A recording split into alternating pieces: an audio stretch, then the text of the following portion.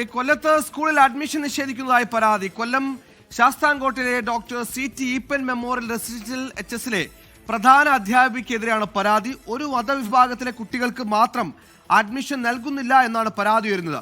അതേസമയം സർക്കാർ മാനദണ്ഡം പാലിച്ച് സർട്ടിഫിക്കറ്റുകൾ സമർപ്പിച്ച എല്ലാ കുട്ടികൾക്കും അഡ്മിഷൻ നൽകിയെന്ന് പ്രധാന അധ്യാപിക പറഞ്ഞു.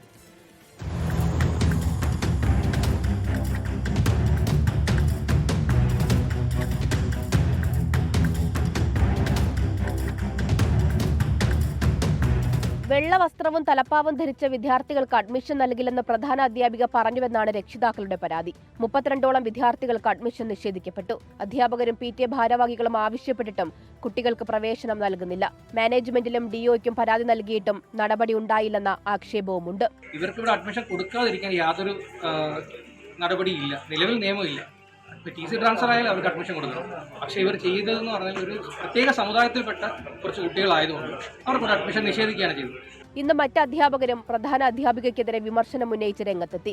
വിദ്യാർത്ഥികൾ കുറഞ്ഞതോടെ സ്കൂളിലെ പാർട്ട് ടൈം അധ്യാപകരുടെ ജോലി നഷ്ടമാകും. പ്രധാന അധ്യാപിക മുൻപും സമാന രീതിയിൽ പെരുമാറിയിട്ടുണ്ടെന്നും മറ്റ് അധ്യാപകർ പറയുന്നു. അതേസമയം ഉയരുന്നത് വാസ്തവ വിരുദ്ധമായ ആരോപണമെന്ന് പ്രധാന അധ്യാപിക പ്രതികരിച്ചു. തസ്തിക നിലനിർത്താൻ വ്യാജ TC പ്രോത്സാഹിപ്പിക്കുന്ന നടപടി ചില അധ്യാപകരുടെ ഭാഗത്തു നിന്ന് ഉണ്ടാകുന്നുണ്ടെന്നും അത് അംഗീകരിക്കാൻ കഴിയില്ലെന്നും പ്രധാന അധ്യാപിക അറിയിച്ചു.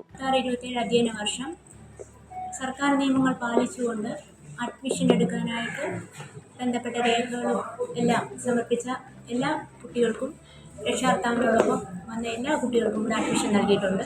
സംഭവത്തിൽ ഇന്ന് വിദ്യാർത്ഥി സംഘടനകളും സ്കൂളിൽ പ്രതിഷേധം സംഘടിപ്പിച്ചു. 24 കൊല്ലം.